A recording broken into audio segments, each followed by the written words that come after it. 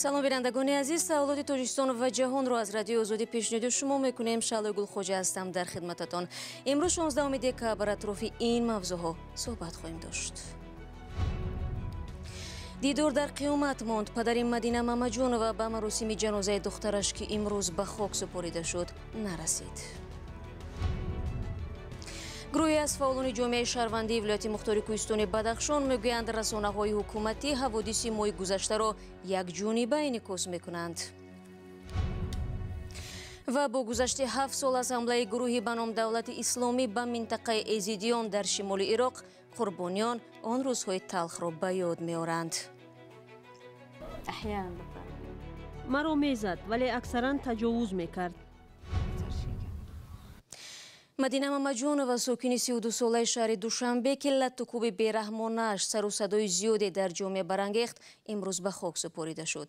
ҷасади ӯро пас аз тақрибан 4 моҳи беҳушӣ дар беморхона дирӯз ба дасти хонаводааш доданд. Алишер Зарифӣ ва Бароид Юсуфӣ мегӯянд, субҳи имрӯз барои видо бо ӯ дӯстону наздикон ва ҳамкоронаш назди бинои зисти модари марҳум ҷамъ омада дар маросими ҷанозааш ширкат карданд.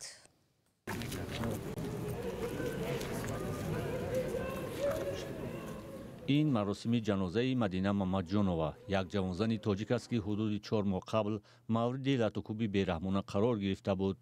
шиканҷаи Мадина боиси сару садоҳои зиёд дар шабакаҳои иҷтимоӣ шуд. дар маросими ҷанозаи ӯ шуморе аз фаъолони ҷомеаи шаҳрвандӣ, ҳамкорон ва наздиконаш ширкат доштанд. маросими ҷаноза дар манзили модараш баргузор шуд. падари ӯ, ки дар Русия қарор дошт ва қарор буд ба маросими ҷанозаи духтараш бирасад, аммо дидор бо фарзандаш ба қиёмат монд. Мадина Мамаҷонова шоми дирӯз дар беморхона фавтид ва намози пешини 16 декабр ҷасади ӯро дар оромгоҳи Сари Осои Душанбе ба хок супурданд. ба гуфтаи наздикони Мадина Мамаҷонова, ҷасади ӯро аз ташхиси судӣ тиббӣ гузаронида ва сипас ба онҳо супурдаанд. яке аз афроди наздик ба ин парванда ба хабарнигорон гуфт, ки санади ташхиси суди тиббии Мадина дар қабати парвандаи ӯ ҷой дода мешавад ва эҳтимоли бозбинии парванда дар назар аст. наздикони Мадина Мамаҷонова нахостанд дар ин робита суҳбат кунанд ва монеи наворбардории хабарнигорон шуданд. рӯзи 14 декабр додгоҳи олии Тоҷикистон Парвиз Давлатов, ки бо Мадина Мамаҷонова робита дошт, ба 8 соли зиндон маҳкум кард, вале бар асоси қонуни Афв ӯ ба 5 солу 2 моҳ бояд дар зиндон бимонад. 2 рӯз қабл табибони бемористони қарияи боло, ки Мадина тӯли 4 моҳ онҷо бистарӣ ва дар ҳолати беҳушӣ буд, аз беҳбуд шудани вазъи саломатии ӯ хабар дода буданд. Мадина Мамаҷоноваи 32 сола, ки моҳи август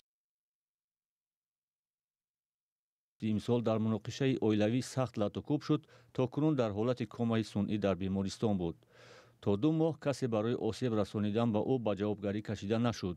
танҳо баъди муроҷиати фаъолони маданӣ дар шабакаҳои иҷтимоӣ, мақомот ба қазияи зоҳиран қасосгирии ҳамсар аз маъшуқаи шавҳар таваҷҷӯҳ карданд.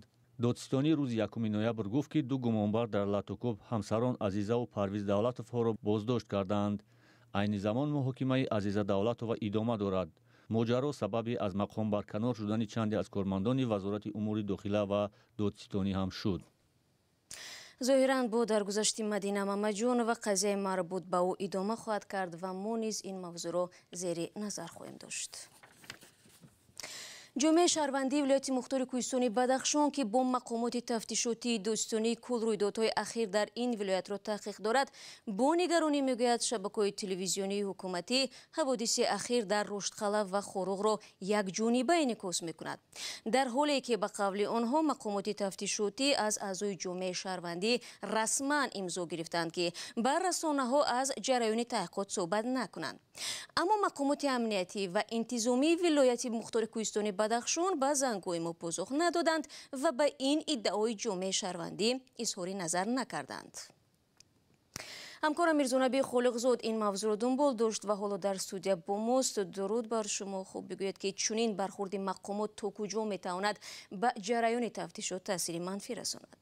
بله شعلا خوجمری پیرمحمدوف مسئول دفتر مطبوعات جامعه شهروندی بدخشان همین روز به رادیو آزادی گفت که همین مسئله اعضای جامعه شهروندی بدخشان را به تشویش آورده است، زیرا به گفته او مقامات کارمندان مکتب‌ها، بیمارخانه‌ها و ادارات دیگری که از بودجه دولت معاش میگیرند مجبور میکنند طریق تلویزیون دولتی رویدادها را آن طوری که آنها میخواهند شرح دهند.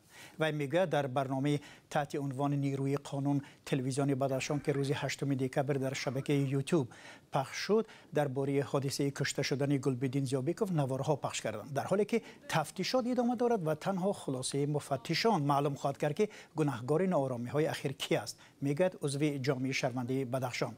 در صحبت اعضای جامعه شهروندی بدخشان میگویند چنین برخورد یک جانبه و پیش قضاوتی مقامات به جایی کشیده شده است که آنها یعنی اعضای 44 نفری جامعه شهروندی بدخشان از همکاری با مقامات امنیت و امور داخلی ولایت دست کشیدند و تنها با دادستانی کل همکاری میکنند. و ضمن نکته دیگر را بگم که امروز گروه جامعه شهروندی در یک نوار ویدیویی هم وابسته به این مسئله اظهارات پخش کردند. خب آیا کارشناسان در رابطه با این موضوع چی نظر دارند؟ شما با آنها هم صحبت کردید؟ بله، ما با چند نفر از صاحب نظران در داخل و در بیرون صحبت کردیم. از جمله شاکر جان حکیموف حقوقشناس تاجیک میگوید در صورتی که گروه کاری مشترک تفتیشاتی جریان رویدادها را تحقیق دارد، پخش هر گونه برنامه تلویزیونی از طریق شبکه‌های حکومتی و در شبکه‌های اینترنتی دخالت به جریان تفتیشات است. هم کارشناسان و هم ساکنان بدخشان از مشکل اینترنت شکایت میکنند. اخیراً یک گروه عبارت از مفتشان دادستانی کل تاجیکستان و نمایندگان جامعه شهروندی ولایت مختار کوهستان بدخشان به تحقیق آن چی در آخر ماه نوامبر در دهه تبدیم شهر خاروق گذشت آغاز کردند. تشکر برای صحبت. من یادآور می شوم که اعتراض ساکنان در شهر خاروق 25 نوامبر شروع شده، بعد آنکه حکومت ولایت شرطهای فعالان جامعه شهروندی را پذیرفت 28 نوامبر به پایان رسید. ناراضیان طلب داشتند که عاملان مرگ گلبدین زیوبیکوف بازداشت و مجازات شده اینترنت دوباره دسترس گردد و اعتراضگران تعقیب نشوند. مقامات رسما این شرط را اعلان نکردند، ولی در اعلامیه گفتند هر کسی در تظاهرات اشتراک نموده اما جنایت صادر کرده است از جوابگری آزاد خواهد بود. ولی ساکنان میگویند هنوز دسترسی به اینترنت درست به راه مانده نشده است.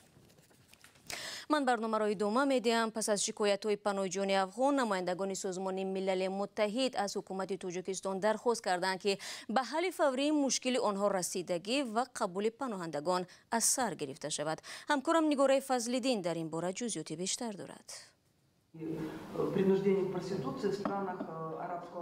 شیوان محلی گزارشگری ویژه سازمان ملل متحد اوید به قاچاق انسانی به خصوص زنان و کودکان از تاجیکستان دعوت کرد که این کشور باید عاجلاً به قیدگیری پناهندگان افغان را دوباره آغاز و از بازپس فرستادن آنها به افغانستان خودداری کند. این نقطه را وی در پایان سفر خود به دوشنبه اظهار داشت. در حالتی که پناهندگان به قید گرفته نمی شوند، گفتن ممکن است که آزادی حرکت آنها محدود کرده می شود. این البته مشکل های زیاد را در مسئله آغاز کردن حیات نو پیش می آورد و همچنین بعضی خطرها هم می توانند تهدید کنند که آنها گرفتاری استثمار شوند. بنابر همین من بار دیگر از حکومت تاجیکستان دعوت می کنم که به قیدگیری چنین اشخاص را دوباره آغاز کنند. شیوان محلی از 8 تا 15 دکبر با مقامات تاجیکستان و جامعه شهروندی در دوشنبه ملاقات‌ها انجام داد. وضع پناهندگان افغان یکی از موضوعهای این نشست بود. این نماینده سازمان ملل متحد از جامعه جهانی هم دعوت کرد که برای انتقال پناهندگان به کشورهای خود مساعدت نمایند. در سطح جهانی هم همین را گفتنی هستم که کشورهای اروپا و دیگر شریکان بین المللی با مقصد دستگیری این اشخاص باید قدم به پیش گیرند و آنها را به کشورهای خود کوچانند. خانس فریدریک شادر، نماینده کمیسر سازمان ملل متحد در امور پناهندگان در آسیای میانه ماه قبل در یک نشست خبری گفته بود که فعلا در تاجیکستان 12,000 پناهجوی افغانستانی قرار دارند که 6,000 آنها در اول سال توسط هواپیما به این کشور آمدند. او گفت که از مقامات تاجیک خواستند که از بازگردانیدن پناهجویان افغان به کشورشان خودداری کنند. حامیان حقوق انسان میگویند که چنین تصمیم مقامات تاجیکستان از انگیزه های سیاسی عاری نیست. Тут проблема в их обеспечении. اینجا موضوع تامینات آنها مطرح است. شاید حتی اگر آنها مقام رسمی پناهنده را بگیرند هم هیچ کاری برای آنها انجام داده نمی شود. ولی وقتی به آنها مقام رسمی پناهنده داده می شود، مقامات عهده‌داری‌های را به خود می گیرد. пештар комиссари созмони милали муттаҳид дар умури паноҳандагон хабар дода буд ки мақомот дар тоҷикистон 11 ноябр 11 нафар мардон занон ва кӯдаконро ба афғонистон зӯран баргардониданд. мақомоти тоҷик баъд аз ба сари қудрат баргаштани гурӯҳи толибон марзҳояш бо афғонистонро баст. ҳарчанд дар рӯзҳои аввали тасарруфи ҳукумат дар афғонистон аз сӯи толибон ҳазорҳо афғонистонӣ дар марз бо тоҷикистон хостори убур ба ин кишвар буданд. муовини вазири корҳои хориҷии ҳукумати толибон аз тоҷикистон хостааст ки бо давлати ин гурӯҳ дар афғонистон робита барқарор кунад. шермуҳаммад аббостаникзай, муовини сиёсии вазири корҳои хориҷии ҳукумати толибон, ин матлабро рӯзи 15 декабр зимни суханронияш баён доштааст. ва бинандагони азиз, як гузорише ки ҳоло пешниҳоди шумо мешавад дар бораи он аст ки 7 соли пеш гурӯҳи давлати исломӣ ба язидиён ҳамла карда буданд ва ҳоло мебинем ки қурбониён аз он рӯзҳо чӣ ёдоварӣ мекунанд. سیپان خلیل 3 ماه پیشتر به خانه برگشت و هیچ باور نمیکرد که اهل عائله برایش ماتم گرفتند و گور هم کندند. با عائله گفتند که سیپان بعد ربودن و به غلامی فروختنش در سوریه خودکشی کرده است. بدترین چیز دیدن گوری خودم بود که در بری قبرهای پدر و برادرم کنده بودند. برای ما 3 گور کنده بودند. جنگجویان داعش سال 2014 با حمله به زادگاه ایزیدیان هزاران مرد ایزیدی را قتل عام کردند. 6000 زن و کودک از جمله سیپان خلیل را به ماشین‌های بارکش سوار کرده بردند و به غلامی فروختند. آن زمان 13 ساله بود. مرا میزد ولی اکثرا تجاوز میکرد. سال 2019 داعش آخرین پارچه قلمروش در سوریه را از دست داد، ولی سیپان خلیل در دست قاچاقبران بود و از این بیخبر ماند. وقتی آگاه شد 1 سال گذشت تا راهی بازگشت به خانه را یابد. وقتی برگشت شهرهای ایزیدیان را خالی و رها شده یافت. با وجود گذشت 4 سال از شکستی داعش در عراق، ایزیدی های زیادی هنوز هم به خانه هایشان برنگشتند. عائله های ایزیدی ها فقیر و بیخانند و در نتیجه به گفته سازمان ملل نسل کشی حالی زاری دارند. ما هیچ چیزی با خود نگرفتیم بغیر از جان و لباسهایمان. همه چی را ماندیم. گوسفند، بوزها، ماشین و خانه ها را گذاشته رفتیم. خانواده ها هنوز هم 3000 عزیز بینشان شده اشون را میجویند. میگویند بسیاری هایشان شاید زنده و در اسارت باشند. دیگر پول هم برای جستجوی آنها ندارند. ماموران امدادی در شهرک ایزیدی نشین کوچو در عراق گروه‌های دسته‌جمعی را تحقیق می‌کنند تا هویت جسدها را معلوم نمایند. سیپان بعد بازگشت به برادرش زنگ زده است که البته صدایش را نشناخته است. وقتی در دوربین تلفن مرا دید تکان خورد و لال ماند. سیپان خلیل که 2 دفعه بازور شوهر کرده است دیگر هرگز قصد ازدواج ندارد. بزرگترین ترسش از آن است که مبادا روز داعشیان برگردند، چون 10,000 جنگجویانش بی محاکمه در زندانند، بقیه آزادند و توجه جامعه بین الملل هم به آنها کمتر می شود.